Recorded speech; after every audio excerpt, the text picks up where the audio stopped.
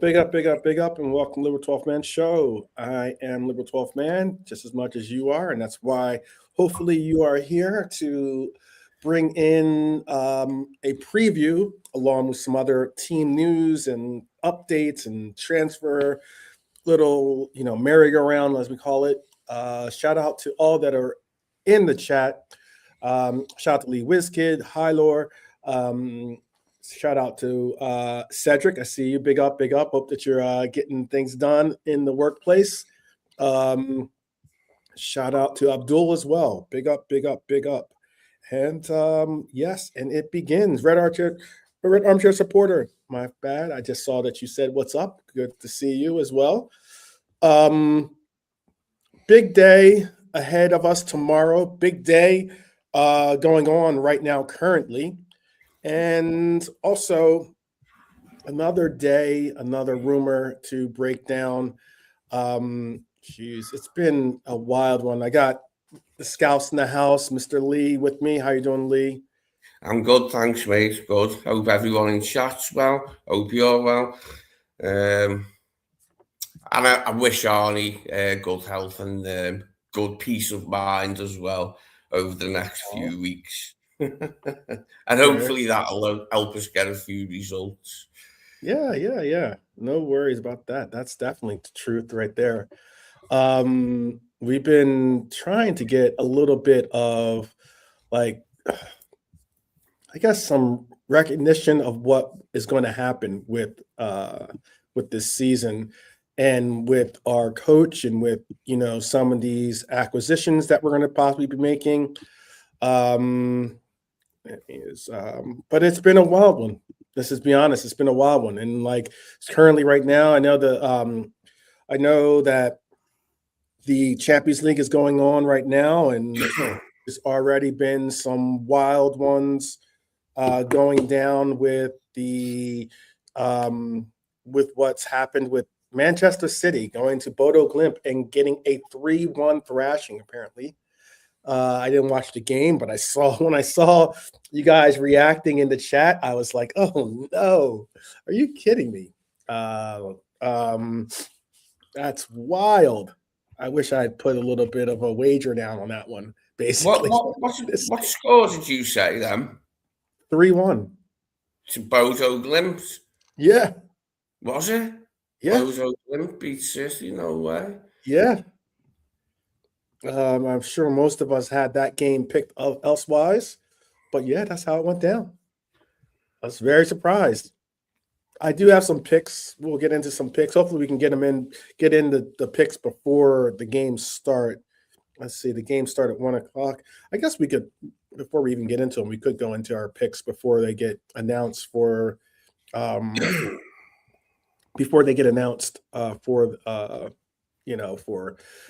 it's not really a prediction when the games are actually either done or happening. So I guess we could do that because I had some predictions and everything else. If you want to bring those out,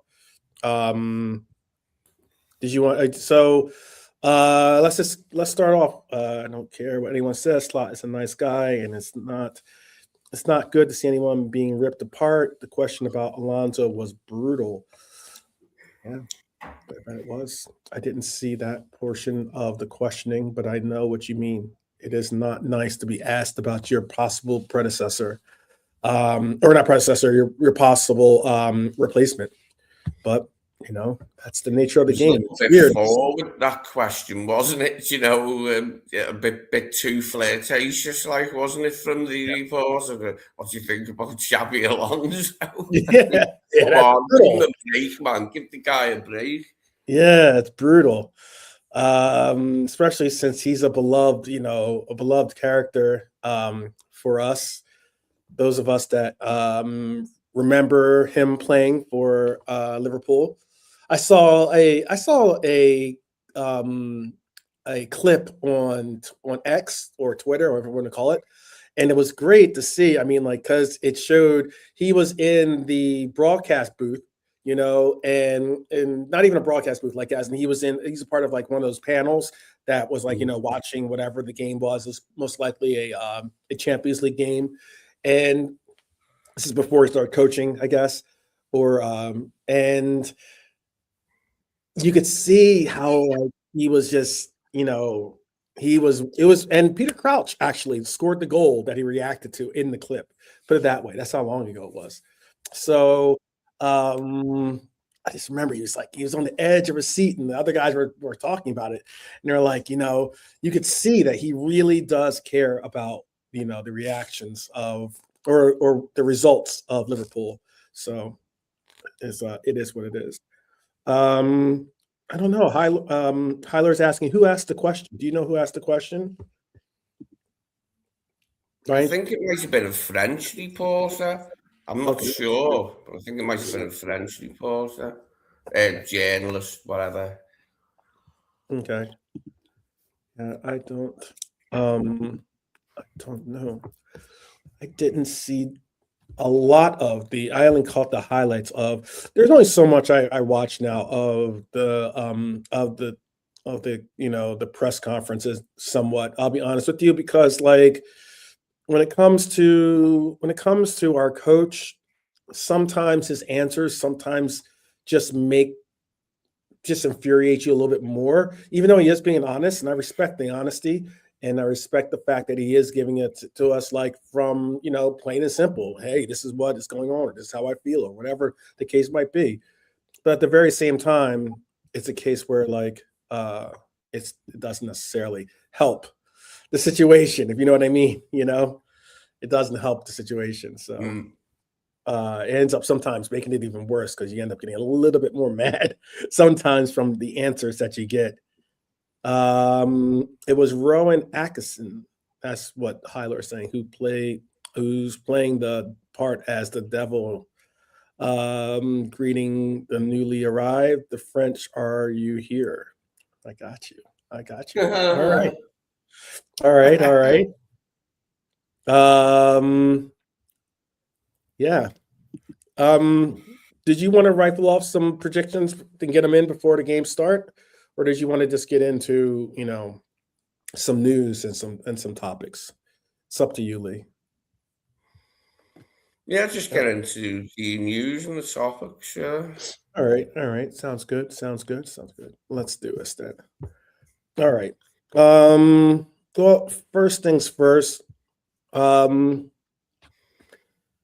Tonight we've got a massive episode for you because I didn't just make it just a preview. This has got more than just a preview. I'm trying to make our previews different than other people's previews, in this sense that I'm trying to give you news and highlights and a sort plus the actual preview of the game that we have on tap.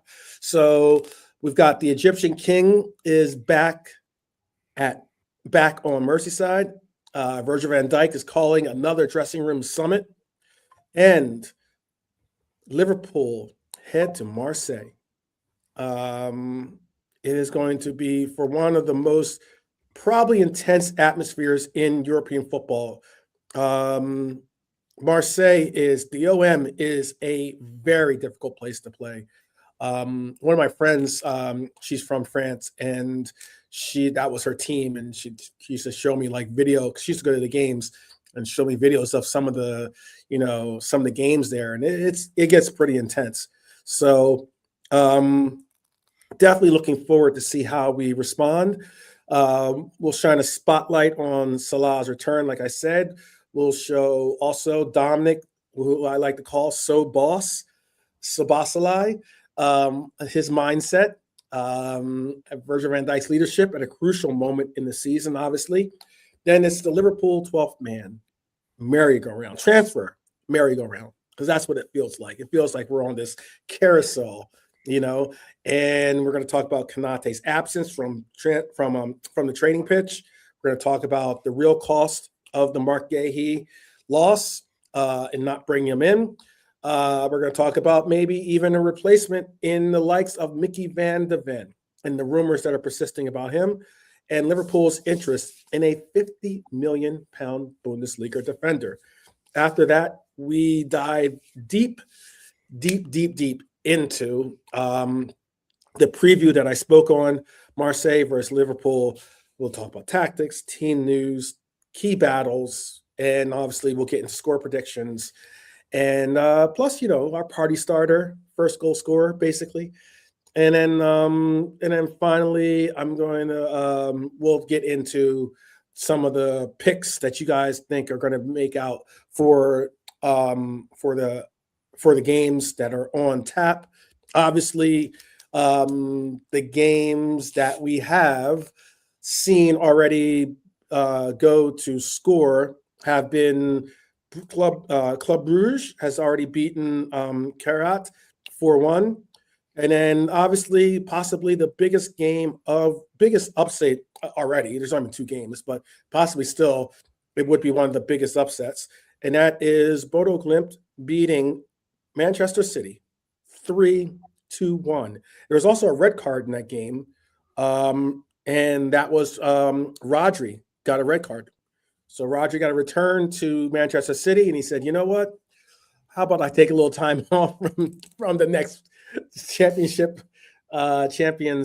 League fixture, and that's what is going to happen. He got two yellows. He got a second yellow for a red. So 3-1 was that result. And let's see. There was Hogue, I guess, got a brace, and Hogg got a goal for Club Brugge, or not Club Brugge, Bodo Glimt, and Kirkby got Great win for Bodo Glimt. It must be the most northerly team than something ever to compete. Most like closest to the Arctic Circle. It's not an easy place to go to. Not an easy place to go to. I've seen some other teams have struggled. Yeah, that's right. Yeah, I heard that about them, like that they're tough at their own ground. Yep. Well, let's see. Put your lighters up or put your microphones on. It's time for our first spotlight, and that is going to be undoubtedly on our Egyptian king. Mohamed Salah is back after a month at AFCON with Egypt, and after one of the most turbulent periods of his Liverpool career, Mo has returned to Merseyside and will be assessed ahead of the trip to Marseille. It looks like he is going to go, to be honest with you. We can be honest, the saga that he left at the end of before he went to AFCON was messy. He left Anfield with tension with Arne Slot. He publicly accused the club of throwing him under the bus. He suggested he had no relationship with the manager any longer. That interview after Leeds shook the club for sure, shook a lot of us as well in the fan base. He was dropped.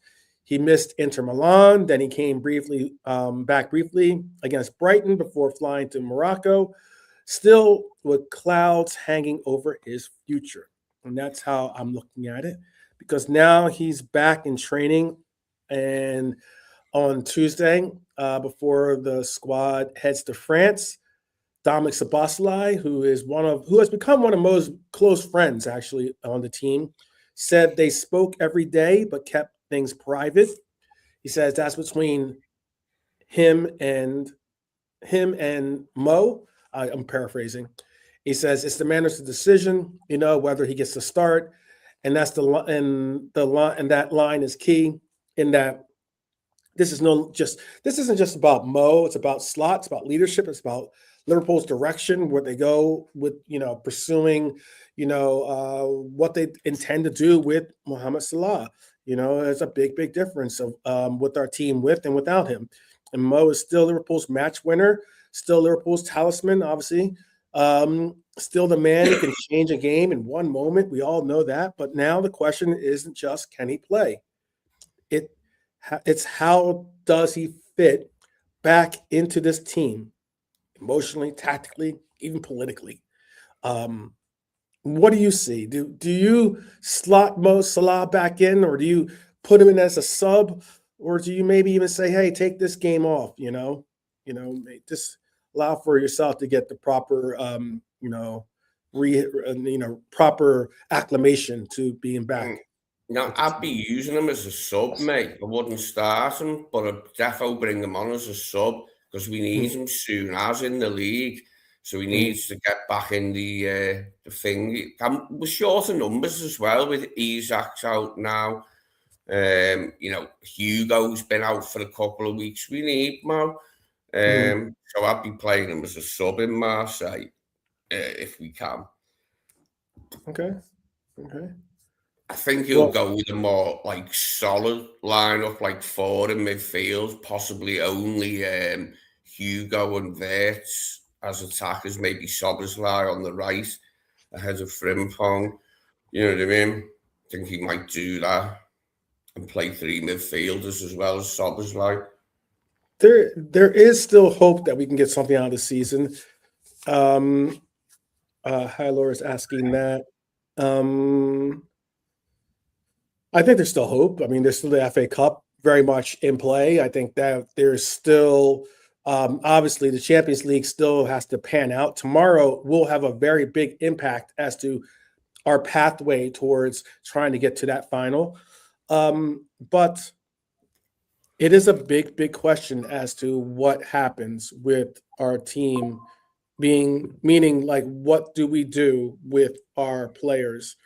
Who do we add to the priority list, and who do we sit there and say, okay, we got to make some hard decisions, difficult decisions about, the future with these players. I know I saw Brian's show yesterday. They were doing a bunch of mock, lineups with with the 3, with Xabi playing a 3 like he did at Leverkusen. Yeah. Exactly. Yeah, and again, I tried to. I wasn't on the panel, but I was just trying to make sure that people understood the fact that, I get that he has played with, a back 3 being Alonso at Leverkusen, but he's also played with 4-4-2 at Real Madrid.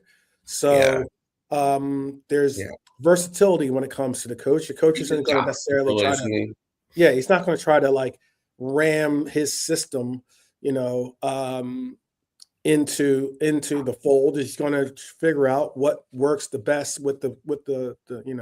Well, when he took over, Leverkusen were in the relegation zone or just above the relegation zone, so he had to look for something that would work quickly. And it worked so well that he won the bloody league. Do you know what I mean? Which was it's a tough gig. Nobody but Bayern had won the league for ages, had they? Klopp was the last one, wasn't he? That won it. If it wasn't Bayern before he even come to Liverpool. Yeah. So it was a big thing. Xabi winning it. But he came in and they were struggling, weren't they? That's why he come in, because Leverkusen was struggling just above the relegation zone or in it, and he lifted them up really quickly and got them the league. Yeah, and it makes a difference. I mean, look, it's been definitely it's definitely been something to keep in the matters, or keep in mind as to.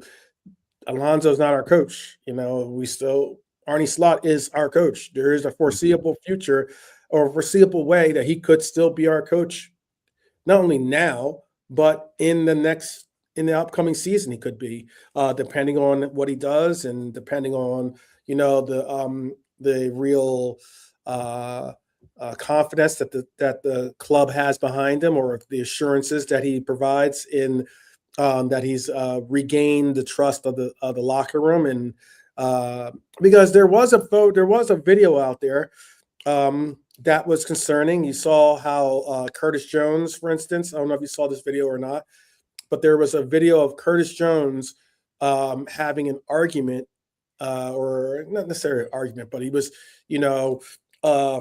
showing us a little bit of frustrations as to not understanding exactly where and what was the message, or what was the intentions of what he was supposed to do on the pitch, or what the coach wanted him to do on the pitch. You could see it. He was frustrated. He was throwing his hands up as to what's going on.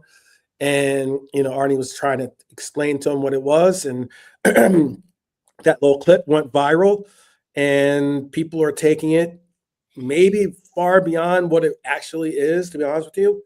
But they're certainly trying to highlight the fact, they're trying to highlight what it is that they believe are issues in the locker room, with some of the messages that or direction of the coach with his players. But there was something brought to us by Dom So Boss Salah, because he is so boss. Mhm. Mhm. So If boss, no lie. So boss, no lie. There you go. I like that. So, boss, no lie. That's right. That's why I have you on the coaching staff with me. All right, got you. So, boss, no lie, right? And so boss is the next boss. Yeah, possibly. Who knows? He could be a candidate for captaincy once Virgil hands over the reins, but if Salah's the headline, then Sabah Salah is definitely a important um, co-star in this, because what a week he's had. The backheel mistake versus Barnsley missed. It didn't cost us, but that we end up getting the win anyways. He had a great goal in there as well in that game. Then he had the missed penalty versus Burnley that did cost us points. Crossbar rattled, but hearts were certainly kind of feeling low that we couldn't get that goal across the line. But now I'm going to say he brought a little bit of honesty to his approach to answering questions, which he does intently. He said that Barnsley backheel was not disrespectful, and that he tried again against Arsenal, City, Chelsea, doesn't matter. That tells you everything about his mentality, I think. Tells you that he's not scared. He tells you that despite what the coach from Barnsley was crying about, basically, he was basically telling him, look, I'll go into this game, whether it's Barnsley, City, or Real Madrid, it does not matter. Okay. He also made it clear he trains relentlessly. He learns from his mistakes, and he will take the next penalty. That's a little telling, by the way. I'm glad that he will step up to take the next penalty. It doesn't necessarily mean that a lot of us are actually clamoring to see him take the next penalty. But all the same, he had contract talks are ongoing for him, by the way, which suggests Liverpool still see him as a long-term pillar of this team. If Mo is the king, then Sabasla is certainly the engine of the train here. So I'm looking at it from a perspective that Dom Sabasla has to be a priority when it comes to our signatures. Are getting some of these signatures done, and we don't have to worry about Dominic Szoboszlai being, a player that lets his contract run down or something along those lines, which is what we're seeing with Konate. Would you agree with that? Do you think he's a priority signing? Definitely, there's a few like that. We've got to keep an eye on it now. With losing Trent and probably losing Ibu for nothing. Got to keep an eye on all the contracts, haven't we? And make sure they're sorted and that we're not going to lose out. Because there's a few players I think that could do with being signed up again. Mm-hmm. What kind of deal would you do? I don't know, just a good one that he deserves a good one because he's been our best player this season. The best moments have been him this season. Best one was Arsenal, really, wasn't it? That free kick was outrageous. But he's been our best player by a country mile, I think, this season. The most consistent anyway. He's fell off a little bit of late. But apart from that, he's been our best player. Fully deserving of a generous new contract. Not an insane contract, not a Man City type contract, but a good one Mm. to reward him for what he's done and been doing and continues to do with that right foot of his. Yeah. This was a good question, by the way. Very good question. Lee says, when Milo said he only does what he's told to do, was he throwing Slot under the bus? He hates that phrase, by the way. But was he basically, Throwing the coach under the bus. yeah, by saying that he's only, like, I know there's been a lot of criticism, for instance, for Milos, but like he's only going out there and doing the instructions that he gave. Again, this is why when I go and say a lot of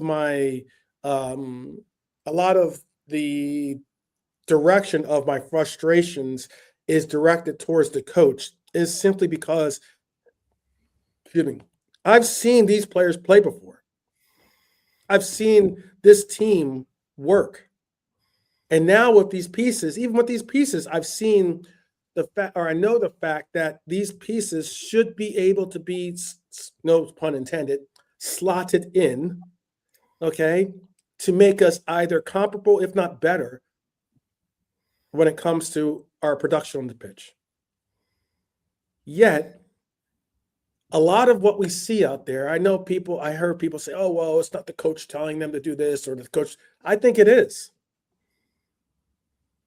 I think it is the coach telling them, don't press this, or don't taking away from their expressions, being able to express themselves on the pitch and making them a little bit more of controlled atmosphere, a more of a presentation of what the coach visions his production or for our team to be, to how it should work. Now, you might have a different interpretation of that. That's all well and good. And the chat is what it's there for. You can put your ideas, you can put your thoughts in the chat. And if you're not, and if you're watching this on replay, you can leave them in the comment section. But that's just my honest opinion. I think that this coach has, you listen to some of the comments and by the players themselves, and it backs up what I am asserting. You hear someone say, you hear a Kirkby say, I'm only doing what he's only doing what he's told. That again tells me that he knows that he's good at doing task A, B, C, and whatever, right? Yet a coach is asking him, invert and play this, or do this with the crosses, or do that with your runs. And all of a sudden, he's doing what he's told as opposed to doing what comes naturally. Maybe that's why you saw what the frustration of Curtis Jones as well. That's just speculation, but I'm just saying that it could easily be such. Olympiacos is up early against Leverkusen. Real Madrid is up early against Monaco. Remember when Olympiacos had Rivaldo? What's that? Do you remember when Olympiacos had Rivaldo? It was when we played and Gerrard kept us in it and we won the Champions League. Remember in the group stage? Oh, wow. By the way, years ago. Inter down 1-0 already in the 10th minute. Arsenal 1-0 over Inter in the 10th minute. They've already scored. Oh, they're doing it again. And they're doing it again. Inter is not a team to sleep on. They will we will see what happens with that. I don't know how Jesus got the goal, by the way. Jesus is a welcome addition to their team as well. He is, isn't he? People forget him. I mean, he has really been a flop there, but it's mainly been injury, and it's since he moved from City. But occasionally he'll get himself fit, and he's definitely got a goal in. And remember how good he was before he had the injuries. He's a great player. Absolutely. Yeah, he's a good player. When he was at City, it's just unfortunate that he's had injuries the way he's had them here or there at in London for Arsenal. But it is what it is. It is what it is. Well, let's move on from Salah's return to the man who leads the dressing room, the man who is the captain of our team. Whether you like it or not, he is the one of the most presentable faces of this club, and that's Virgil van Dijk. And Virgil van Dijk is angry, and I think you would say, if you're with me at least, I would say rightfully so. After the Burnley draw, he was visibly frustrated, not just with the result, but with the sloppiness after the 60-minute mark. After an hour played, you think that you could just be able to get it into the next gear and see out the game. That wasn't the case. He didn't even wait in the dressing room. He didn't even wait in the dressing room long, I should say. He walked straight out to the press, something he rarely does, by the way. Now, on Monday, he's called another players' meeting at the training ground. That's the second time he's done such. The second time he's had such an intervention this season. I think that's good leadership, trying to bring about the lads and get them on the same page. He's not shouting into a void. He's demanding standards, and that's what we want to see. Because pretty much you got to recognize the fact that, yes, I just accounted that a good bit of this is what the coach is instructing his players to do. But at the very same time, Virgil can have a conversation with the players and say, it's on us. Arnie isn't out there.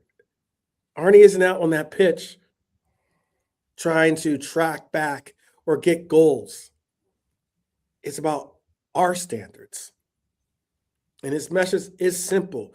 We create enough chances, but we switch off. We get careless and we drop points. And we shouldn't drop those points. 32 shots versus Burnley, 1 goal, 1 obvious lapse in defense, and then that equalizer. There were boos at Anfield, and Virgil's response was blunt. He says, I don't like boos from my own fans. And that's understandable. But here's the uncomfortable truth. Liverpool are now in a genuine scrap for top 4. The sad fact about this league is that despite the fact that we had such a horrible, horrible start to the season, we're still somehow 4th place. Man U, Chelsea, Brentford, Newcastle are all within striking distance.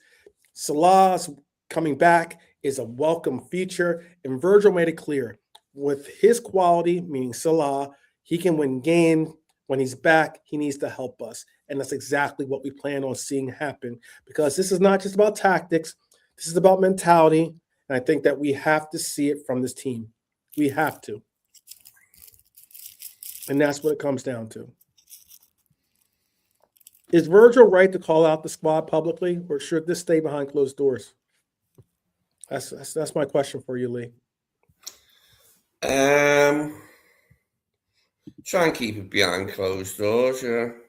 Spurs 1-0. Get out of here. Oh my goodness. Who are they playing? They're playing Dortmund. Okay.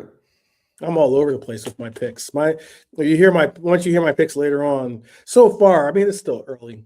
There can still be results, but so far my picks are definitely not being featured in the results that you're seeing in these games.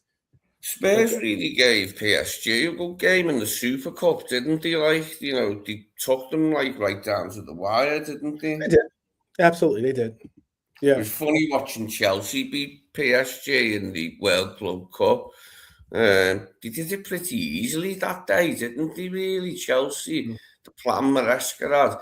You could see how cobby the PSG players were, because a lot of them wanted it and the manager wanted it. And they all looked cobby after the game, didn't they? They had a bit of an attitude that Chelsea had done that to them. Yeah, absolutely. And rightfully so, too. Rightfully so. A very good team, though, Paris. Very good team. Mm-hmm. Yeah. Hard to retain the Champions League, though. They've got a job on their hands winning it 2 years in a row, but they could do it. They've got enough skillful players. Whether it'll happen remains to be seen, but it's got to be one of it the hurts, though, a lot. It hurts that a lot of those players, or not a lot of those players, but some of those players that are important to them are injured. I know. Let me pull up. You're talking about Spurs, at least, right? No, PSG. Oh, PSG. Oh, okay. I thought you were talking about Spurs. Because I was going to say Spurs have right now. I know a couple of their players are out. They have a bunch. They have a long list. Richarlison's out. Bentancur, who I don't care, is out. Kudus is out.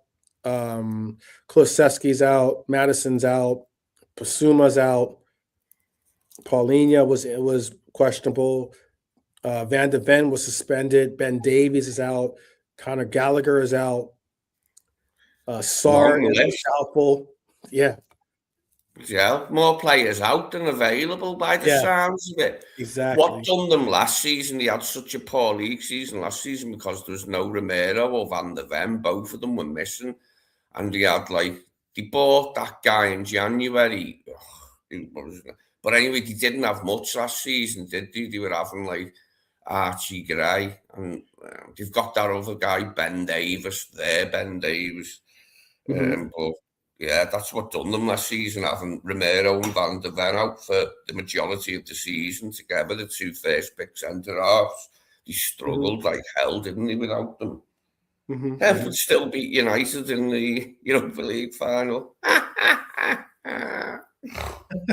It was a perfect end to last season after we won the league. To watch United get beat in the Europa League final was just too funny. There you go. Lee with the Joker-like laugh right there, too. Oh, man. That's good. That's good. JK in the house, just as Real Madrid have scored to make it 1-0 in their game, by the way. Yeah, I scored for them. And by the way, it is now knotted up 1-1. I told you. Inter and Arsenal. That game's going to be an interesting game. Inter and Arsenal, 1-1, 19th minute. They just knotted it up. Hopefully that goal stands because I know that this sometimes you never know.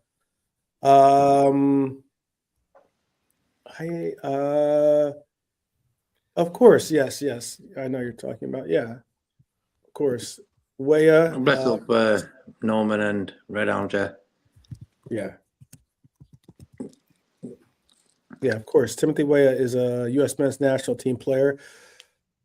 Yep, of course I do watch him. His dad is an incredible talent, incredible player. One of Africa's greatest players, actually. And we're blessed to have his son play for us in the US of A.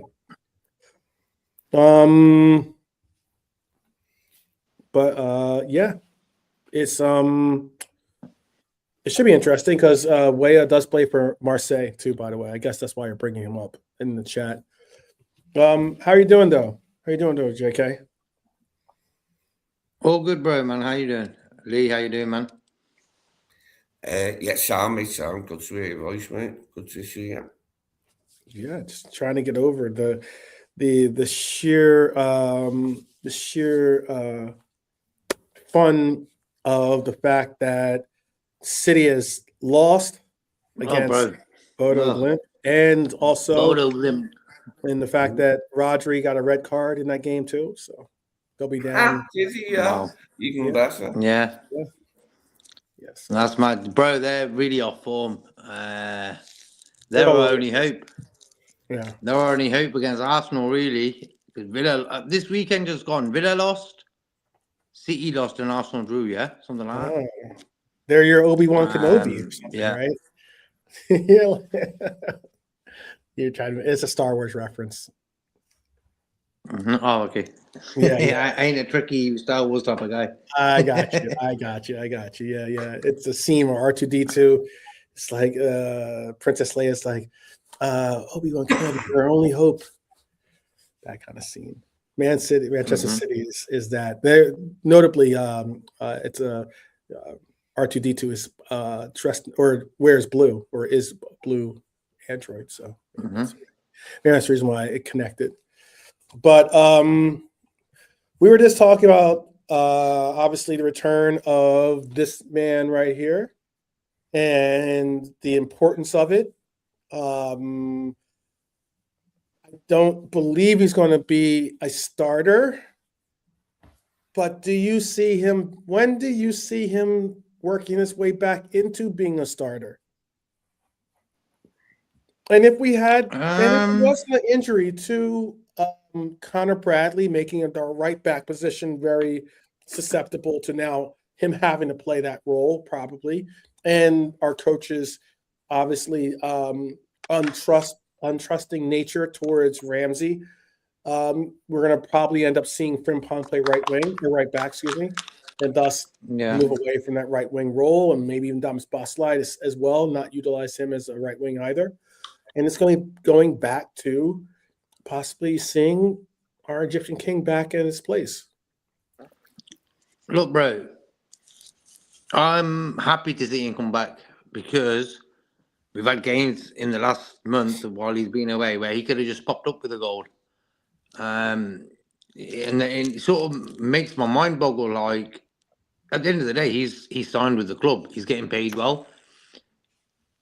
And some people are like, we don't need him. We don't want him here. This, that, and the other. I'm thinking, I'd rather have a Mo Salah ready to play for us than a young lad like Rio. Because at the end of the day, Rio's going to be a good player, don't get me wrong. But right now, he ain't scoring every game. He ain't going to assist. He ain't going to make no assist. And his game don't look like he's going to get assists. Even though he's playing okay. Salah, different kettle of fish, bro. And he might be firing. He scored 4 goals, I think, for Egypt. I'm hoping that he's super motivated when he gets back. You know what I mean? He wants to show like that he isn't finished. And just hopefully we'll be able to put on a good display in Marseille. And I would like to see him come off the bench. Maybe not start, but definitely come off the bench. It might be a tight game, so we could really use a substitute of that magnitude. You know what I mean, Lee? It's a no-brainer for me. I'm so happy to see him back in training. He was smiling. It was cold, but yeah.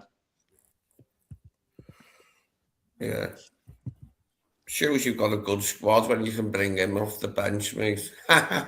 We have missed him, haven't we, a little bit, because like we've been short of numbers without Alexander, and Hugo was missing for 2 games. You know, we had Gakpo to them, and we really could have done with them in them games, but we survived anyway, and now we've got him back. Yeah. I mean, we've had. What's probably the most notable thing that people are using against his inclusion is the fact that we've gone on this quote unquote unbeaten streak, and he hasn't been a part of it. For the good majority of it, he hasn't been a part of it. Yeah, but there's a lot of draws. When Klopp was here, every time Mo went to AFCON, we virtually had a perfect record. It was just win. I remember like Oxlade-Chamberlain stepping in for him in his final season for us and getting a couple of winners in that period where Mo was at AFCON. But, too many draws lately.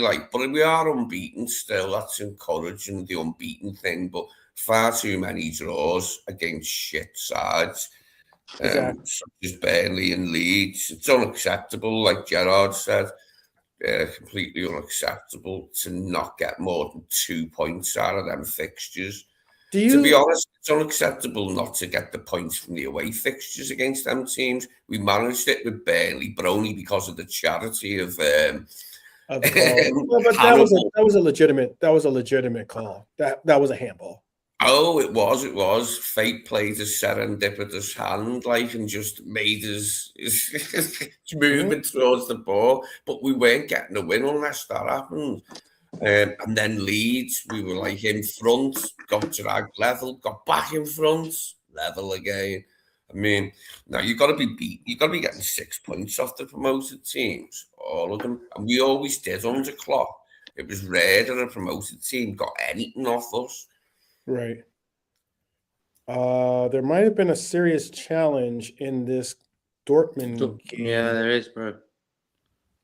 Yeah, pretty bad. Pretty bad. Might be changed to a from a yellow to a red, possibly. It's being Yeah, it looks like a red for me. being looked at.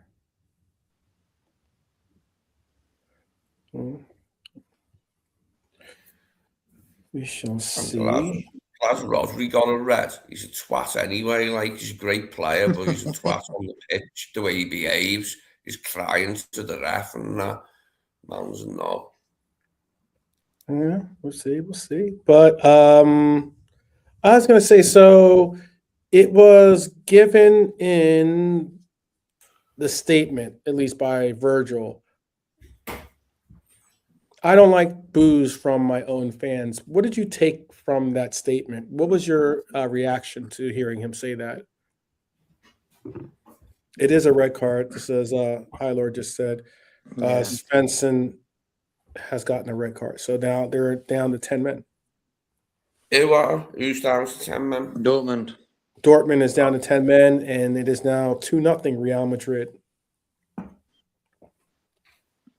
Okay. So what did you take from what he had to say?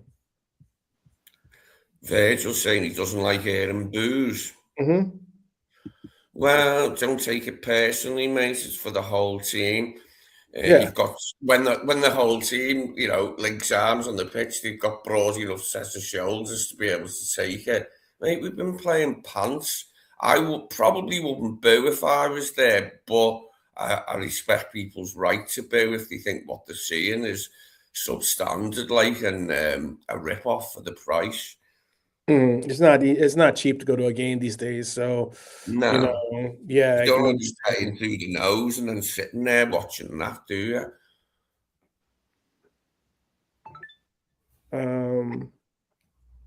Yeah.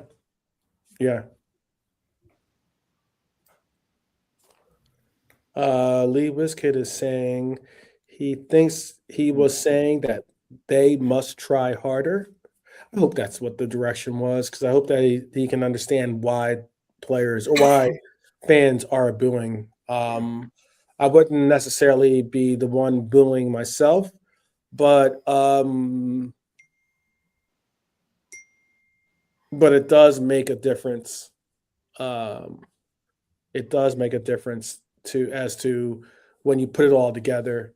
I think if I was actually there in the stadium and football was that bad and people were booing, I'd be sitting there with my head in my hands, with my elbows on my knees, maybe shaking my head from side to side, and muttering, but I don't think I'd be booing. Okay. If people want out, then that's up to them. Okay. Well, however you feel, one thing is clear: leaders speak, and thus those of us that are part of the team shall listen, and they speak when standards slip, and that's what is starting to happen with some of these draws and against particular teams. So it is something. I don't think he was going at the fans either, by the way. I don't think that. Some interesting results tonight. Did you say Spurs have gone 2-0 up? No, Real Madrid is going 2-0 up. But Spurs are against 10 men now, aren't they, with the 1-0 Spurs lead? at 10 men. Real Madrid's up 2-0. PSG has just gotten up to 1-0 over Sporting. Villarreal, Ajax still 0-0. Olympiacos is up 1-0 in that game. And Inter Arsenal 1-1 draw currently. And Napoli is still 0-0. So well, I wanted to get into this before I see we're at the 50-minute mark here. Let's go from leadership in the dressing room to the transfer market, and that's what I spoke on as being a merry-go-round. I don't think you can actually see this little graphic, but I thought this graphic was kind of funny. So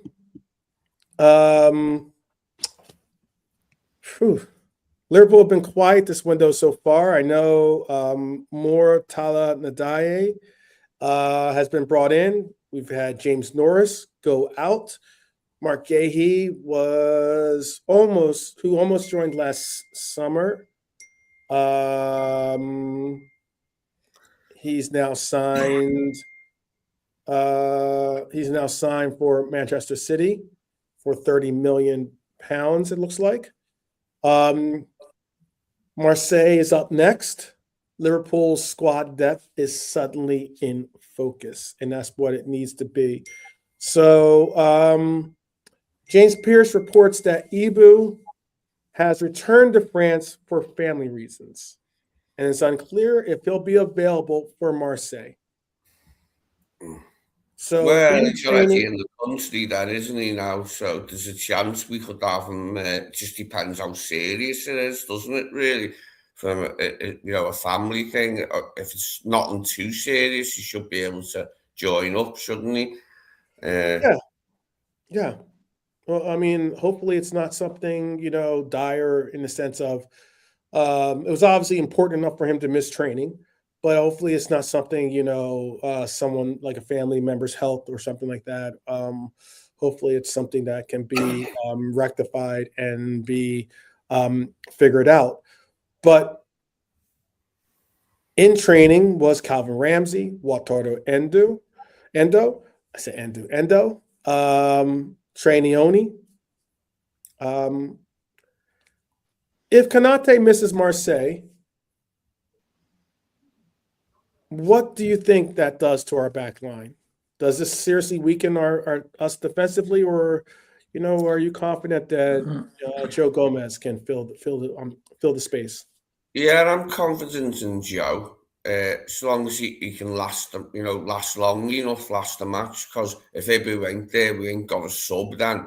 So we'd have to play Joe for the entire match, one would imagine. But yeah, I'm confident in Joe. Because Ibu ain't been that good lately. He's been at the heart of a lot of mistakes, and you know what I mean? Scene of the crime, and that is true what Arnie said. He's been at the scene of the crime so much this season. So if Joe can get him, it could be a way for Joe to get back in the team. Who knows? I think even apart from that, Ibu will come back in now. The following match probably for Arnie. But yeah, I'm confident enough that Joe's played enough times with Virgil. Do you know what I mean? Plenty of experience. A lot of experience, Joe. And Arnie said, didn't he, Joe's a player who can come in and get up to a good level really quickly. Jesus is really doing this thing. On fire, isn't it? Mm-hmm. Really doing this thing. 2-1. 2-1. You could say Jesus has resurrected Arsenal's hope. He is Jesus, not Jesus. Let's make that straight. Let's get that straight.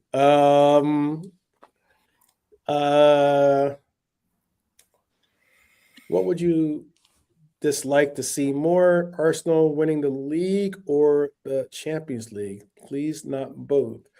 There is, I think, it's very little not possibility, but there's the probability of them winning both is very slim. And despite what they're doing, I think it's going to be tough. But I would also go as far as to say that I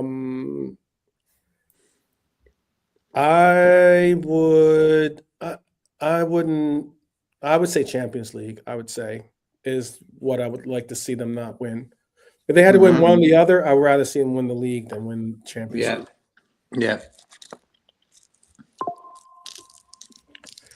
Makes a difference. I mean, being able to say that they've never lifted a Champions League trophy in their specifically a Champions League trophy in their existence matters. It really does. It really does. Well, Marseille won that one, didn't they, all them years ago? But like it was the financial. Did it get taken off them? because they had like Deschamps and Desiree and Papan. They had a good team, beat Inter Milan. Fucking AC Milan, sorry, the crazy AC Milan. But like Bernard Tapie or Tavy, their chairman, like he was financially dodgy, and there was like no getting out of it, that it was dodgy what he'd done. All the money was, well, not all of it, but some of the money was dodgy that he made Marseille a force with. I can't remember whether he was stripped of it or not. Wasn't that good Marseille team, though? I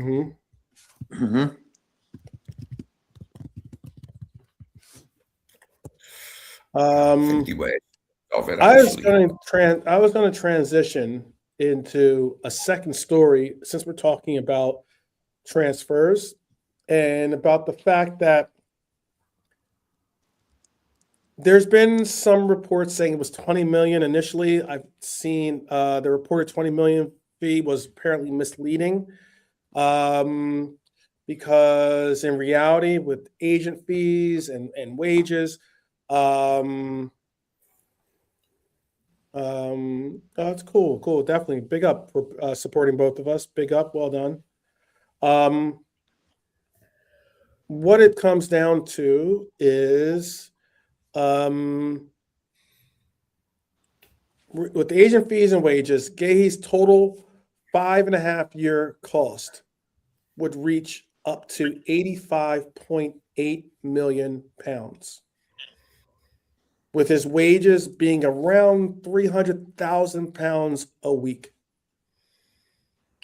He was literally in a scanner on deadline when Liverpool's move collapsed. We all know that.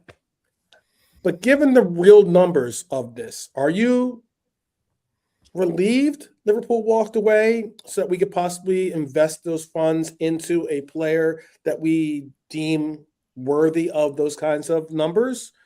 Or are you disappointed that we didn't spend? And before you go into the pretense of, well, it's not our money, this or that, let's just be honest. Let's just be realistic. It's a conversation, okay? It's an intellectual conversation. Look at it from a bigger perspective, in that, yes, you would probably spend whatever it takes to get any player that you can do, get into the team. I understand that. But what I am asking is, realistically speaking, if you had to recognize the fact that we do have to keep within a budget, is that foreseeable? For the Guehi deal, bro, yeah? Yeah. 85.8 million is what the overall cost of that deal is going to end up being. That's crazy. That's crazy. Yeah. That is crazy. And Look, for me, we need a centre back. That's with wages being around £300,000 per week, by the way. I don't think that market is £300,000. I get that the market is close to, is definitely 150. The market is a player's market per se, but I don't think that I wouldn't go as far as to say that Mark Guehi is a £300,000 plus £300,000+ player. No, it would make him possibly the second highest paid player in the league, I think, or something like that when it comes to defense. Yeah, Virgil's first. But all in all, bro, as I've said before, we needed a defender, and I think Semenyo and Guehi coming into Liverpool would have sorted our season out a bit. It would have given us a better chance in the Champions League for sure, and a good FA Cup run. And that's what it is there. Like, for me, I think the wages, do they bother me? Yeah, in a way, because I don't think he deserves 300 grand a week. He's good, but he ain't that good. You know what I mean? As people say, it's not your money. Of course, that's true. So in that way, yeah, of course, I'll take him for that wages. Like, for me, I want Liverpool to be successful.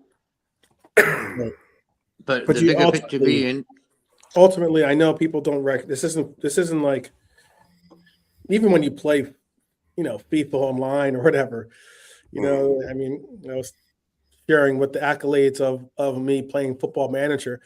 There's only so much money that you can spend on players, and so much money that you can spend on wages and And Well, that was the story at Marseille. What I remember, they were stripped of that European Cup in the early 90s because the dodgy finances of the chairman, Tapie, however you pronounce it. Pepe, yeah. And Michel Platini was the figurehead of French football for a long time, and he's another one who's dodgy financially, like, and been done for scamming money and that. Okay. Well, just because other people do it doesn't necessarily mean that we want to do that. So, I mean, Manchester City has been alleged to have done things very similar. Chelsea has been not only alleged but found guilty of doing so. By the way, all during the 2010s, they were found guilty of, making illegal payments and the likes to players and the like and such, under the table payments and such. Manchester United has been found guilty of certain things. I don't know necessarily of payments like that, but I know that they've been found guilty of certain allegations as well. Mate, that was never a penalty in '85. The Platini scored. It was on Boniek, the Heysel thing, the match that actually happened. Mate, they just had to give it to them, you know what I mean? It was nowhere near being in the box. Joke. And Platini scored, didn't he? He's all right, though, Platini. I remember him coming to Anfield, and he was doing the match Liverpool-Arsenal. We won 2-0 in that game where McMahon legs it to the line, keeps it in, goes into the crowd, and goes back out. Platini was over there for that, and he was saying, "Yeah, love Liverpool." Watching them, he said they don't play. He was a top player, bro.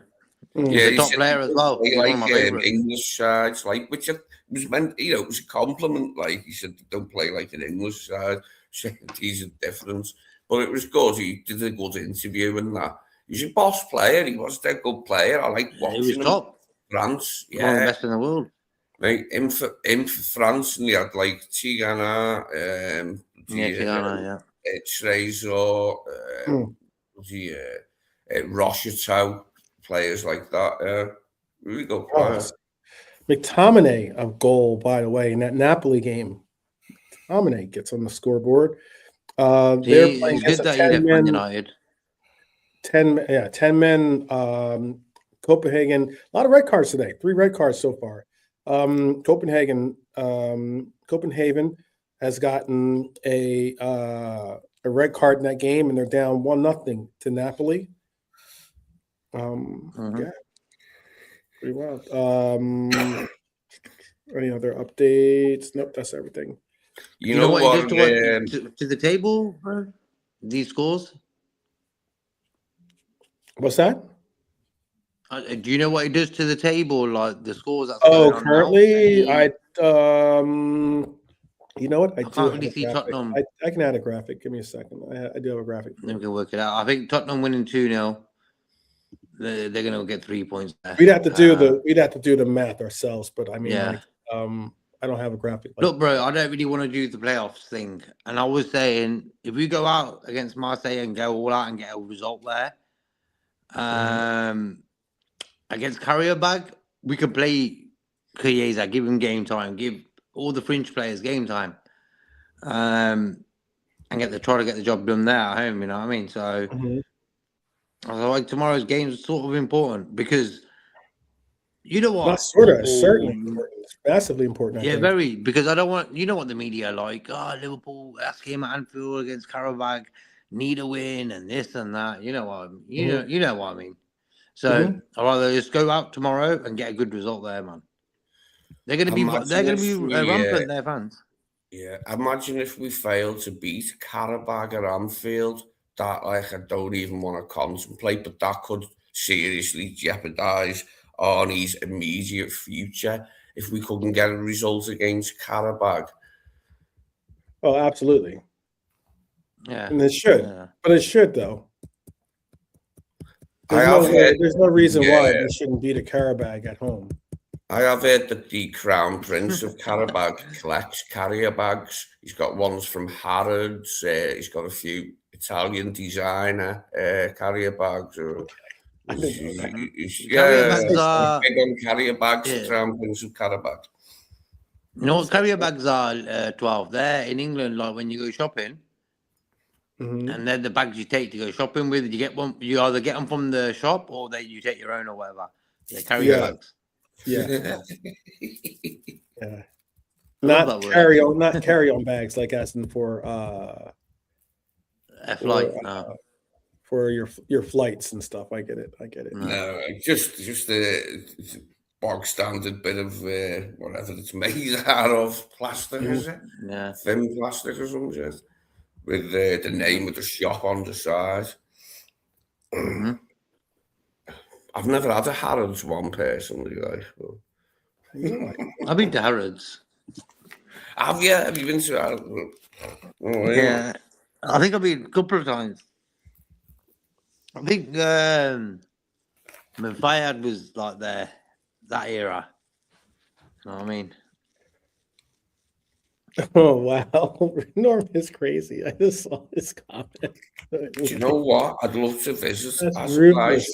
where Karabakh are from, because it looks dead. The coastal bit of the Caspian Sea and Iran's Caspian Sea coast as well is dead nice.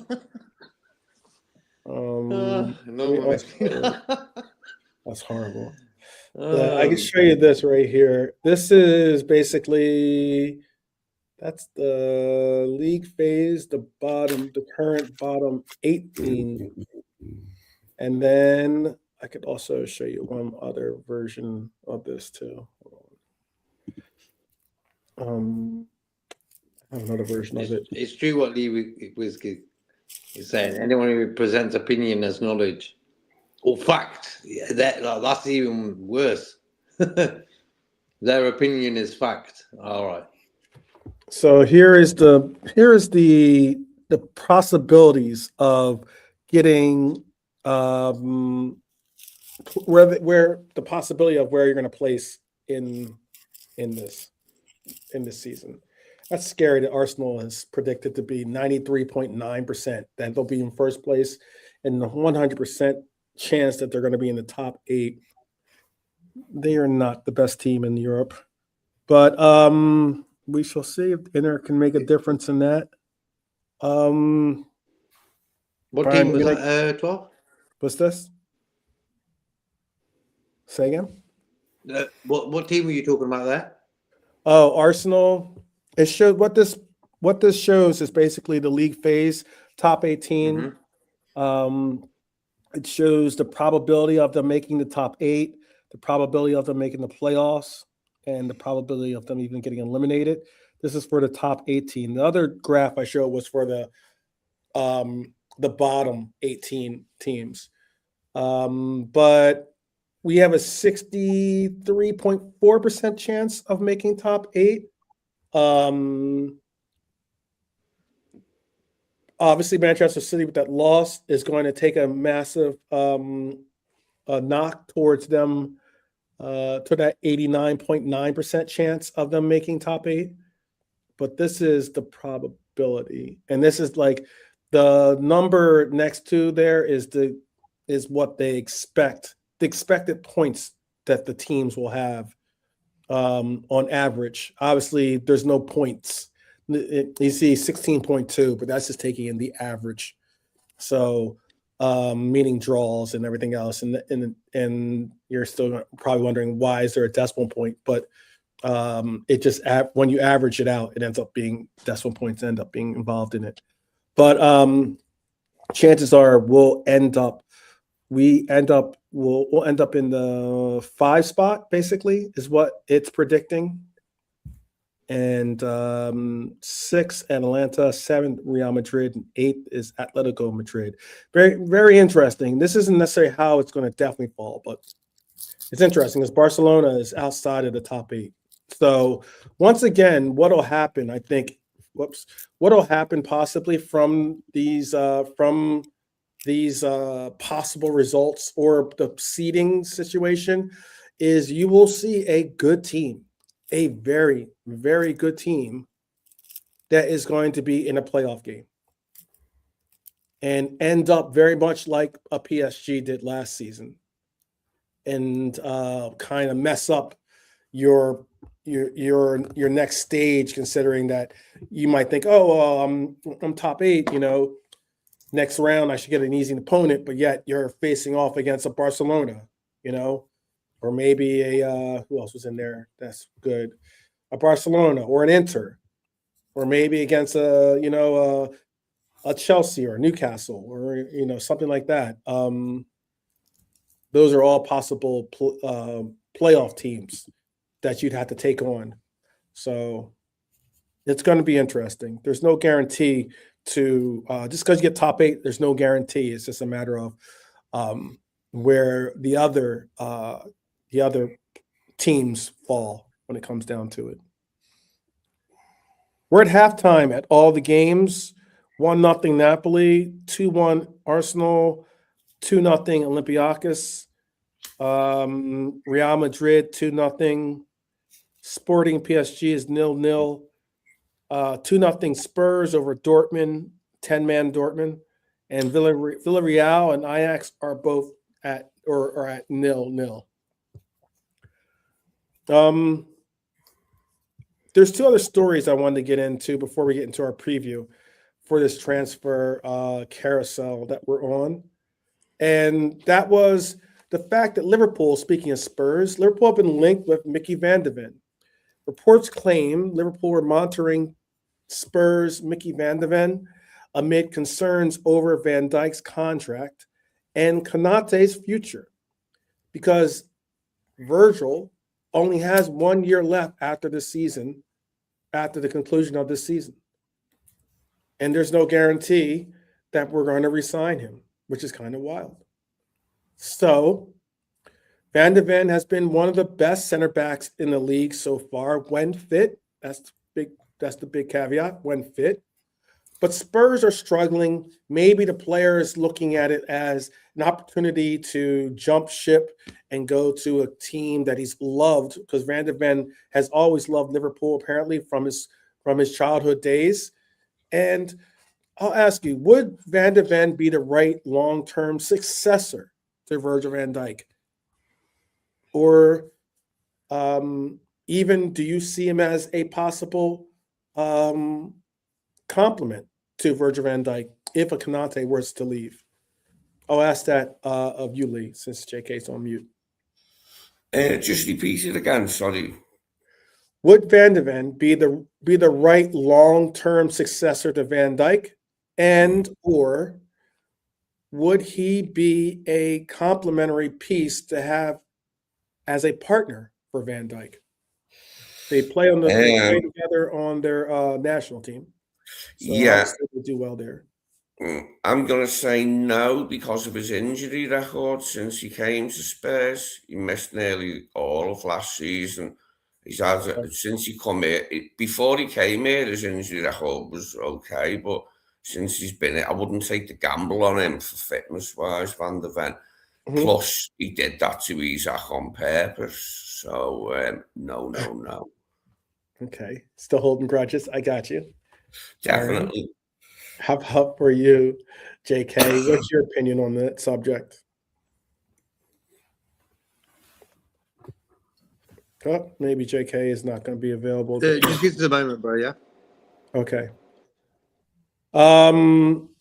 What it is for me is that I think Van de Ven is fast. He's a modern version of a center half. He's left-footed, by the way. He's the profile Liverpool like when it comes to the talents and techniques that he's able to bring out on the pitch. For me, I think Van de Ven is a good pickup. I think he's a good pickup. And I think the fact that he has an interest and a want to be a Liverpool Red, whether it's simply from his youth or even from the fact that today he recognizes the fact that Spurs is not the ship he wants to sail on. I think that's the way to go. I think that'd be nice. Van de Ven knows, obviously, Van de Ven knows Van Dijk very well from his national team existence. And I think that they could be a good pair. We could have the Dutch connection basically in our center half pairing.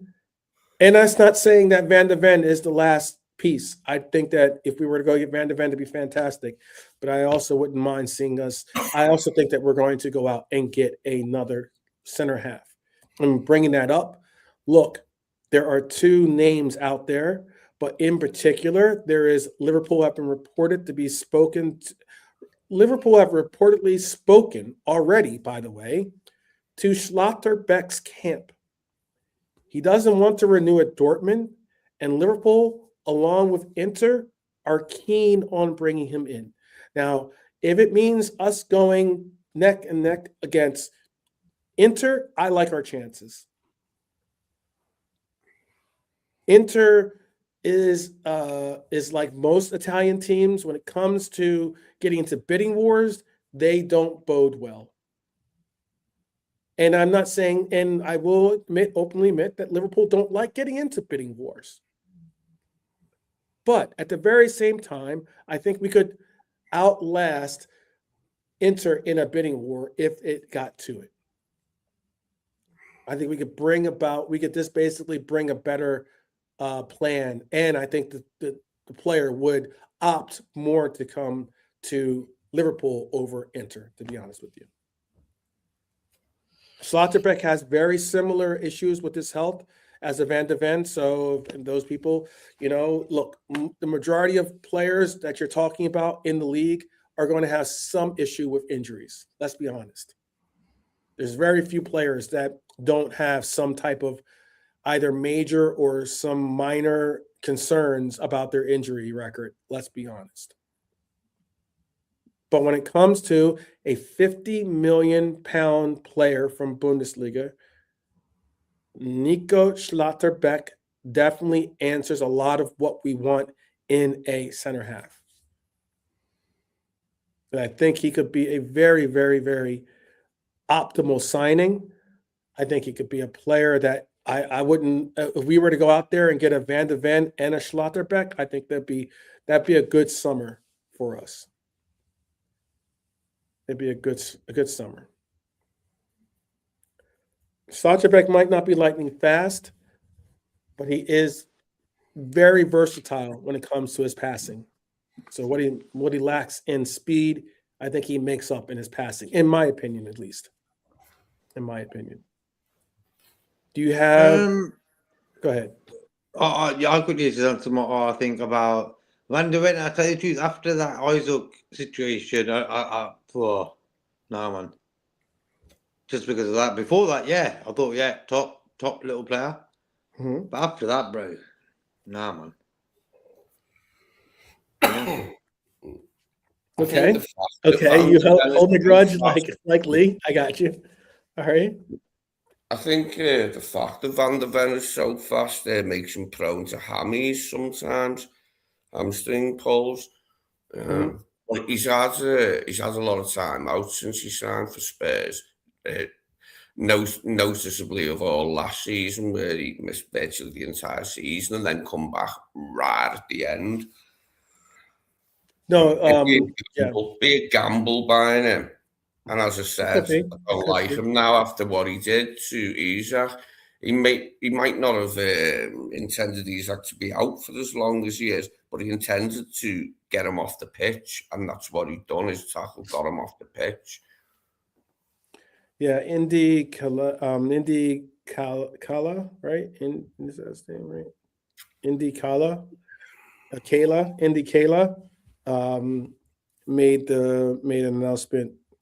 A call was made yesterday regarding Liverpool's potential signing of Nico Schlotterbeck. Basically, is what has been said. Well, I like that. Very much in the like category for our club, I think.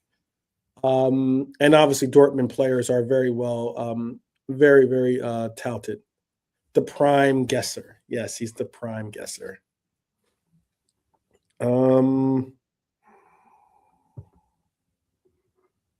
And let's see. Either way, look, Liverpool clearly want a new defensive cornerstone. That's obvious. What would that have been? Would that have been Guehi? I don't know necessarily. I don't personally. I'm not too bothered about the missing out on Guehi. Um, Not because he's not a good player, but because I just think that I look at it from a perspective. Again, a lot of people have recognized that I like to play Football Manager, and it's tough. You're trying to weigh your budget and keep it intact and be able to go for players, be able to unload different players as well. You're trying to keep a wage budget and keep a locker room happy. If you had a Guehi get 300,000 pounds, 300,000 plus pounds, there's absolutely no way Ibu isn't asking for the same, if not more. And then it gets to the case where when you do see a Guehi like that get 300K, then a Schlotterbeck or even a Van de Ven might ask for something in that vicinity. And thus you're then pricing yourself out from getting the opportunity to go for other players that you might have to pay more of, and that's normally your forwards. If we're going to try to get an additional forward to this team, which I would like to see, it's going to cost money, and that money has to be allocated from someplace. I know it's not our money, but realistically speaking, it is their money, and they have to figure out a way of budgeting it in a way that keeps the team from going bankrupt. So it is what it is. All right. Well, I guess the panel doesn't want to talk too much about it. I'll get into the main topic, the main segment, the main reason why a lot of you have joined us today because of the thumbnail, and that is our Marseille versus Liverpool preview. Champions League nights don't get bigger than this because it's the Orange Velodrome, right? Boom, right? And De Zerbi's Marseille, a coach that is in the circle of being mentioned as a possible replacement for our current coach, by the way. Nah, De Zerbi's a no from me. He's I'm decent, not he's given us a game quite a few times as the Brighton Right. manager, but I wouldn't have De Zerbi as our manager. Agreed. Well, De Zerbi, his Marseille, it's a hostile atmosphere to say the least. High tempo, they're high risk. They've always been such. His teams have always been the likes. You know that from his days at Brighton. And Liverpool are level on points with Atletico Madrid, but outside the 8 due to goals scored. So in Europe, we've been excellent. They've been excellent. They, beating Real Madrid twice and winning at the San Siro, obviously, is what you've gotten from us. Domestically, we've been frustrating, to say the least. But Marseille are scoring for fun right now. Greenwood, yes, that is the name I just said. Greenwood, the ostracized name, ostracized English national, is in form. Are they third in Ligue 1, are they presently? I've heard Marseille are third in Ligue 1 at the moment. They are. Okay. All right. They are third in Ligue 1. Been a while since we've played them, mate. We haven't played Marseille in ages. No, but Aubameyang is dangerous. He's a part of their core, and De Zerbi plays fast, aggressive football. We all understand that. This won't be a low block like Burnley. This will be open. It'll be chaotic at times. It might even be end to end. Liverpool have obviously Connor Bradley out for the year. Leone's out as well, obviously, for possibly the year. Isak is out, hopefully not for the year, but he is out with a leg injury. Those other two are with knee injuries, obviously. Salah, our Egyptian king, we spoke of him earlier. He is back. And that is something to welcome. McAllister and Robertson, Robbo might be in the rotation, if not rotated in. This is my 11 at least. This is my 11. I have it being Ali. I have Frimpong on the right, VVD, and if Konate is going to be with the team, Konate. If he's not, VVD and Gomez. And then on the left, I have Robbo. And then I have McAllister and Grav making up the pivot. Dom on the right wing. Verts in that, hopefully, that in that center spot. Or excuse me, on in the center spot. Cody on the left and Eke Tike up top. That is the 11 that I have. What's your 11? Do you have an alternative 11 for you? What's your 11? For me, the Marseille game, okay. Allison, Frimpong, Ibu if he's there with Virgil. Frimpong, okay, Ibu. Yeah, Ibu if he's there with Virgil. Okay. And Kirkaz, then it's of Sobersley, Gravenberch, McAllister, and Jones, and I'd have Hugo and Verts. Okay.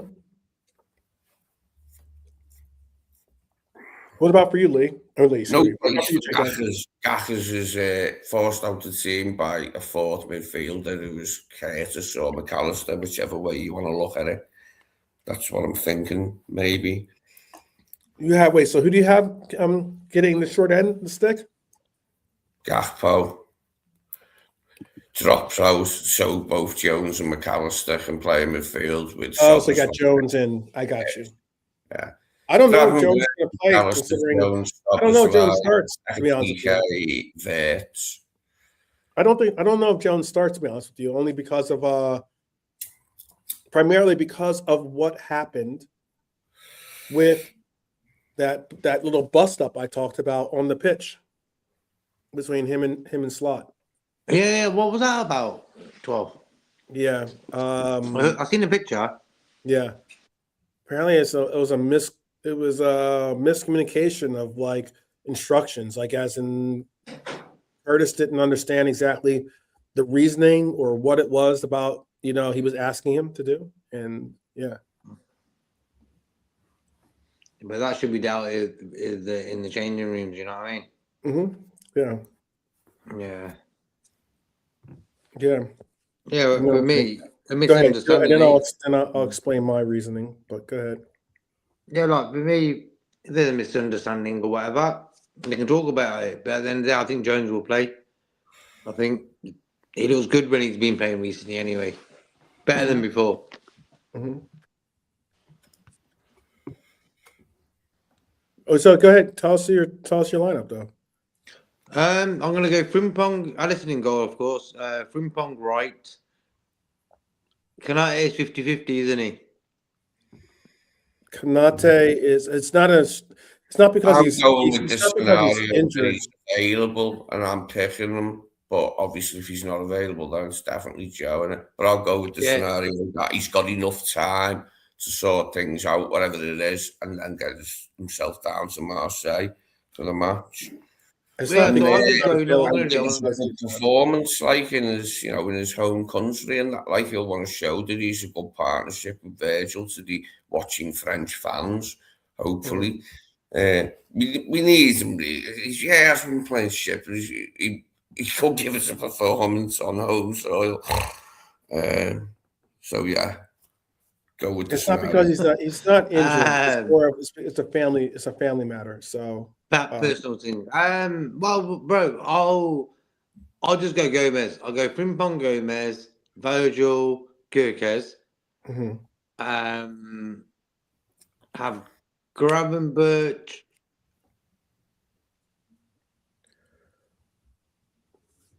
Sabotsalai.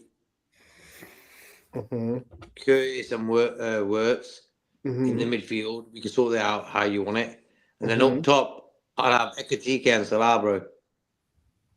That'd be fun. Yeah, man. That would be fun. That's my team. Yeah. I got asked in the chat why I picked McAllister. I picked McAllister for the same reason why I picked Robbo. Just rotation purposes. You know, I know that this coach understands the fact that he's got to have not only fresh legs, but he's got to have players that he believes in and players that he can get the most out of, considering that this is a part of the season where we're going to go back to having games about every 3 days. Yeah. You know, so you're going to see some type of rotation. The fact that it's a trip makes it a little bit of a harsher reality too, as well. McAllister didn't start against Burnley. Robbo didn't start against Burnley. That's why I have them rotated in, and that's those reasons alone. Yeah, well, I included McAllister, like, because I was thinking of having 4 midfielders. Like, I haven't been the 10. Actually, you could have Szoboszlai on the right, Mac in the 10, then Jones and Gravenberch behind that. That might happen, you never know. And then Hugo and Vert's on the left, Hugo through the middle. I agree with that too. I know that the usually a player that does the press conference usually does get the start, but there was one occurrence where a player did the press conference and he didn't start the game. Yeah, it was. I was trying to think who it was, bro. I think it was this season, wasn't it? Yeah, it was this season. Yeah, you remember? You remember too? Okay, yeah. I want to make sure I wasn't alone on I'm just trying to think. Was it Chiesa? Oh no, it wasn't Chiesa. Who was it, man? Was it Endo? That's what Lee. Yeah, I think it was Endo. I think might have been Endo. I think it was Endo. Yeah, I remember. I think it was Endo Lee Whiskey. Nice one. It was Endo, bro. Yeah. He didn't even get a game. No, he didn't even get a game. I know exactly. Hey, that's Arnie. Arnie's like, mind games. Go ahead. Talk it up. Act like you're going to get in the game. You know what he should do? He should have got Salah on the press conference today with him. That would have been cool. That would have been definitely cool. Both of them sitting. I would have told him. I was like, I would have said to Salah, look, if Arnie Slot, if you wanted to be a clever lad and just paper over the cracks and stuff, you would have said, Salah, you want to do the press conference with me? Simple. That would have been fantastic. That would have been cool, bro. It would have been a really clever sort of move to make. Yeah. It would have been funny to see Salah's reaction when the guy goes, so what do you, if Salah was asked, what do you think about Alonso? But anyway, who knows? What would have been the answer. Well, do you trust Liverpool to win in this atmosphere? Oh, yeah, of course. Or has this got a draw written all over it to you? No. I think it could be goals, but then again, every time we say that, what happens is 1-0, 1-0 or something. You know what I mean? Right. So I don't know. I just got a funny feeling it could be a lot of goals, bro. Right. If we play like we did against Inter away, cool. Okay.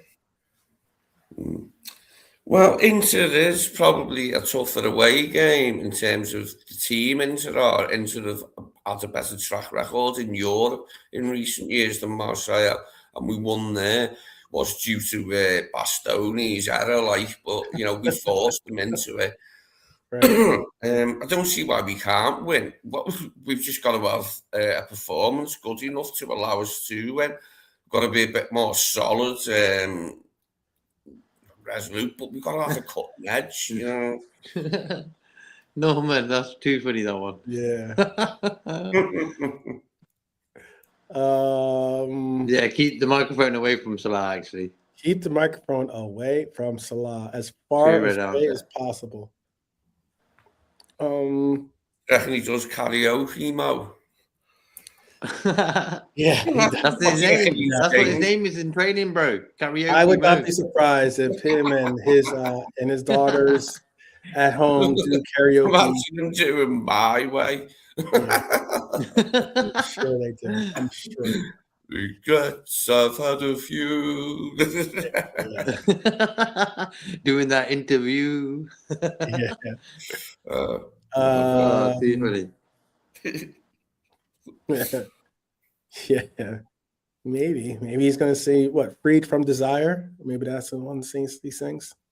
Isn't that the song? Isn't that it? Yeah, could be. Anyway,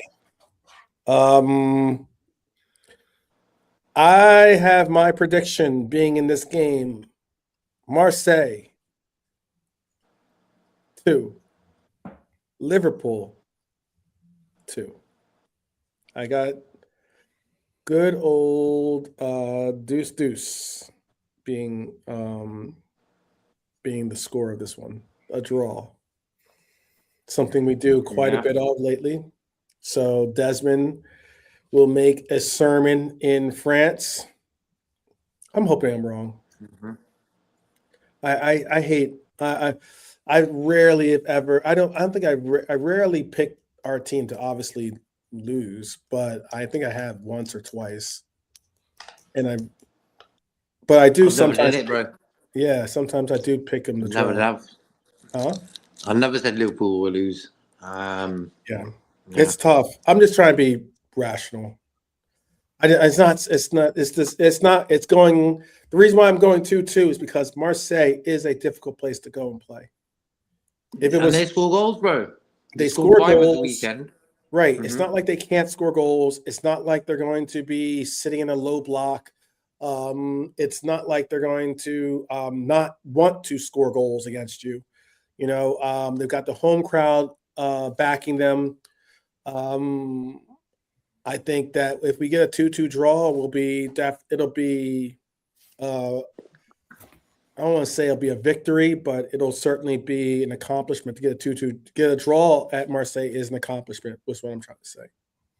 It's not an easy. When you look at their Helios put their results from this year's Champions League, Marseille beat Ajax 4-0, lost 1-0 to Atlanta, and beat Newcastle 2-1 at home. So that's sort of a few of their results in that. Like, they can score goals for sure. Yep. Coming off a 5-2 victory. I know it was it's in the league, but Lee Wizkid's got it 2-1, the Mighty Reds. Jimmy's got it 3-1, the Reds. We are due a result. Okay. I only hope that you are both right one way or another. Oh, bless you. Marseille. Oh, that's the Hyler comment. Let's see. Hyler is saying we really should beat this team. We certainly have the players for it. I agree with that. Lee Wizkid 4-3 to us. That's a lot of goals, by the way. 7 goals in that. That's a lot.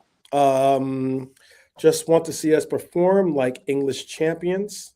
I would like that as well. I'm going to say also I have Aubameyang, Greenwood, Salah, and Florian Wirtz scoring for us. What is your and I have Flo getting our first goal. What is your predictions? What are your predictions? Oh, I don't know, bro. This is gonna be a tricky one. I don't even like giving the opposition a goal, bro, when I predict. Yeah, so look, I'll go with the 2-0. Oh, it looks like the time is up. Someone's time is up. I heard their alarm going off. Let's go with Tekatike as well. I'm Okay. Sounds like someone just scored some points. All right. Villarreal is now even with Ajax. Or Ajax, I should say, is now even with Villarreal. I don't know if he's 136, but he's not exactly a spring chicken when it comes to football standards for players. I'll agree with that. Maybe Tracy is at the door. I don't know. I do not know. Real Madrid 4-0 over Monaco. Oof, it's getting ugly in that game. Ugly. Remember them getting to the final against Porto when Morientes played for the Monaco? Yeah. Okay. Lost to Jose's Porto, didn't they? Mm-hmm. Mm-hmm.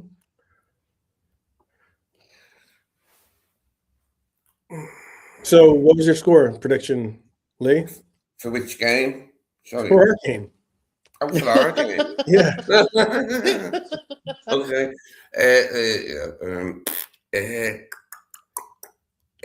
I'll say that we get a 3-1 win. I'm going to be 3-1 bold. win. Okay. We get 3 whole goals all to ourselves, and they only get 1 in decline. Okay. 3-1. You want to get some goal scorers or no? Ekitike, Vert, McAllister. All righty, Macca getting on the board, hopefully. Getting his shooting boots back on finally. Shooting boots back on. And getting into his groove. He knows it's a big game and he's got to do the business if he's picked. Yep. That'll be nice. That'd be nice. I'd like to see us go into Marseille and basically say, "This is Sparta!" And then get in it. There you go. Hopefully we could do something like that, but who knows? Who knows? Who knows? Who knows? What was your score again, JK? What was your score? Nope, not going to get it. No, not going to get it. Let's see. Well, yeah, I'll stick with me 3-1 anyway. Okay, no worries. Just that little bit more than a 1-goal victory. There you go. This is Schlotterbeck. It'll have to be a good performance, though, for us to get that down there. So I'm predicting that it's a decent performance, the best one that we've done for a while. Okay.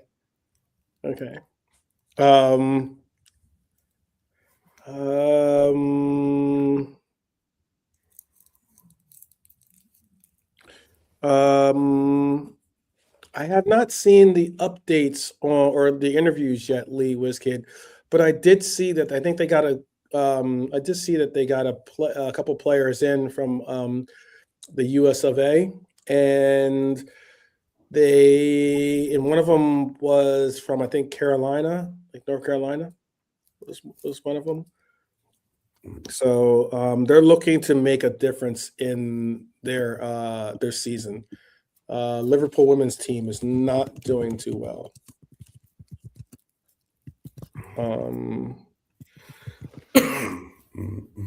Let me see. They are in 12th place currently, which is last in the league. They have 4 points. 4 points this season. They are winless on the season. They're 4 draws, 8 losses. I know that they were doing poor. I know they were at the bottom of the table. Do you say North Carolina, this is? Yes, the North Carolina. I like that song, White Lightning. North Carolina, way back in the hills, living my pappy, and he had him a still. Brewed white lightning till the sun went down. Then he'd get out a jug and pass it around.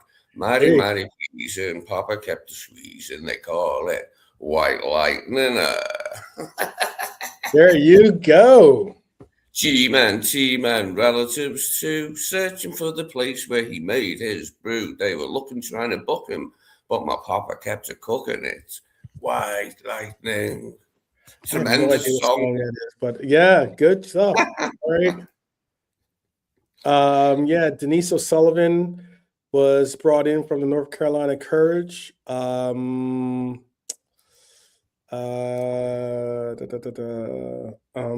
She should be a very good player, or a very good signing for them.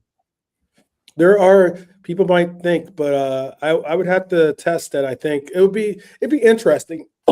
Excuse me, to see not necessarily Super League, but like if they were to do like some type of like Champions League that included, for women's at least, that included the European teams and the American teams, to tell you the truth, because American football, women's American football, is a very, very they're very good teams. Put it that way. There's some very good players that play here in America, and I would put the teams that they have here are comparable to some of the teams in Europe, I would say. But the London Bees. All right. Well, I guess I don't know what that was in. It must have been in a cup competition for them, but the girl from Norway, I think that is Denise O'Sullivan, I think, right? No, she's the one that I just said is from the NWSL. Martha Thomas, maybe? Are you talking about her? Martha Thomas, maybe even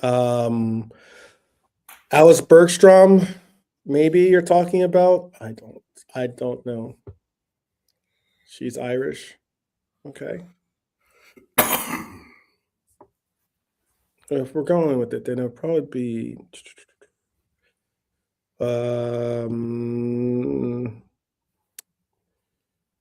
you say she's from Norway, right? Is that what you're saying she's from? Is that what you said? Alice is Swedish. Let me see.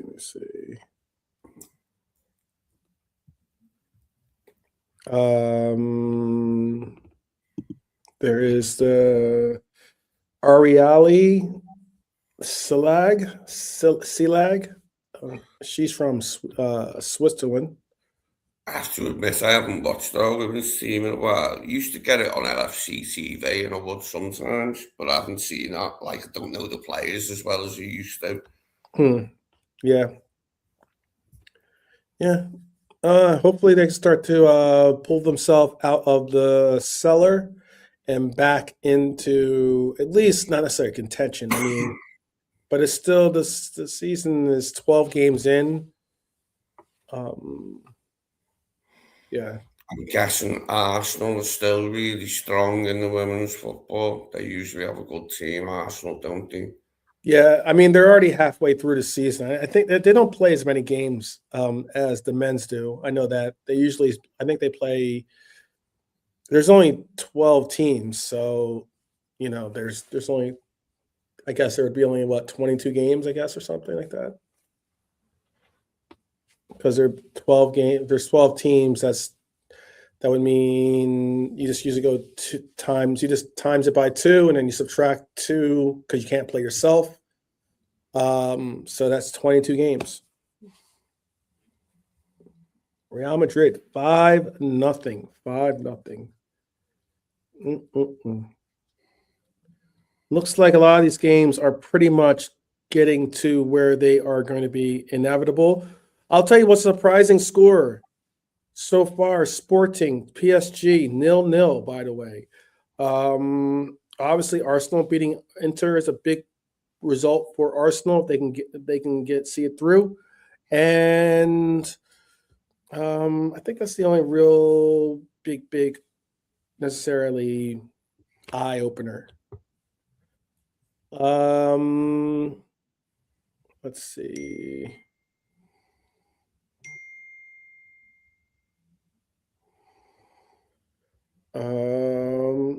Let's see. So did we agree about this lineup? Tomorrow is what Hylor is asking. Ali, Frimpong, Gomez, VVD, Kirkes, Graf, McAllister, Szoboszlai, Wirtz, Cody, and Ekitike.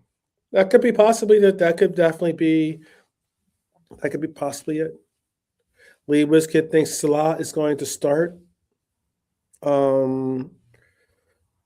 That'd be interesting, yeah. Yeah. Lee Wizkid in it. Armchair. He. Is that I know my accent is not good enough to even try to say it the way you guys say it. So there you have it. All right. Well, What's the most annoying American accent, bro? Which sort of area or city?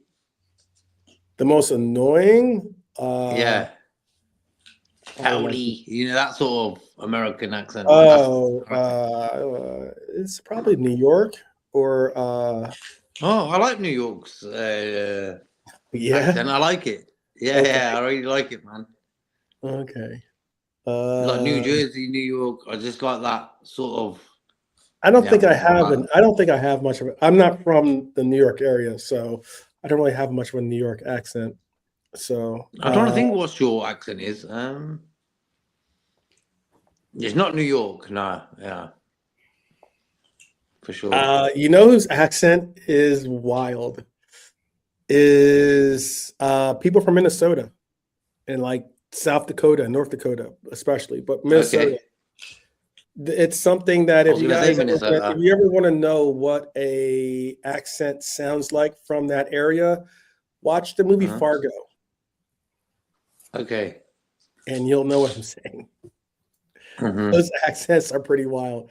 It's like I don't even know. It's like Canada and like Canada and the northern part of North America had a baby together, and that's what you get is the accent that you get. It's sort of like that. Oh, Boston's accents are annoying. Oh, Boston, yeah.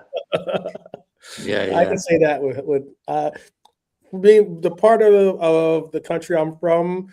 I don't get along with people from New York and Boston, particularly because they're our rivals when it comes to sports here in America. That's probably why. They're the most. They can be the most annoying. Very strong. Yeah. Yeah. A wicked pisser. A wicked pisser. That's what they say a lot. Some stuff like that. It's wicked hard. It's wicked hard. I'm proud. I'm going to hear about it from people from Boston, I'm sure. I am not a Celtic fan. One little bit. Not one little bit. Bun Larry Bird. I am all about Dr. J, not Larry Bird. How about that? Anyhow,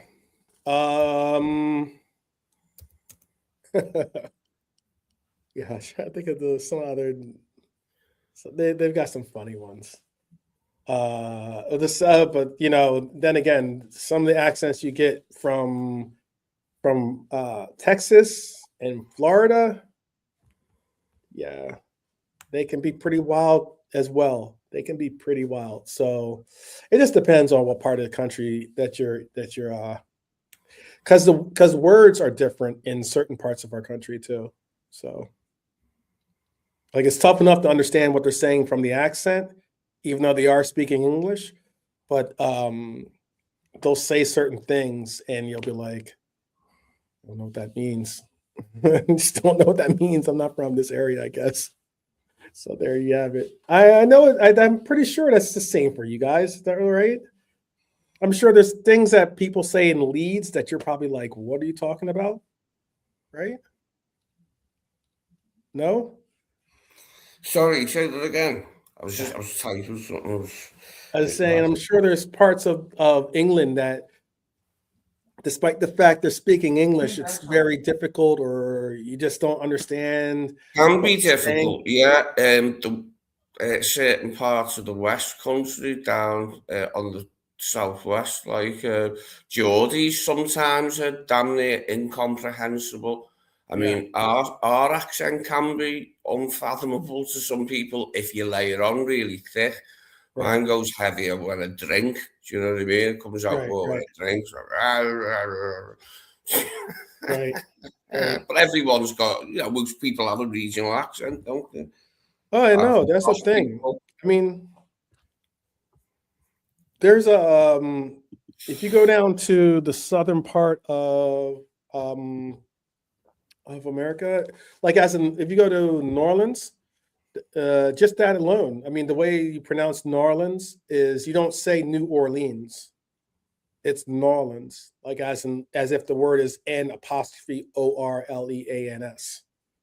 That's how they pronounce it down there. And that's because they've got Creole blood runs pretty thick down there. So you got people with some really thick accents that are a little bit of like little French mixed with English, which can get kind of wild. So it can be fun. I don't know. You got your valley girls out or your valley girls out in California that speak a whole language to themselves. It's just a matter of where you go, I guess. This all depends. Yeah, I don't know. I remember when we hosted Leeds and some of the accents that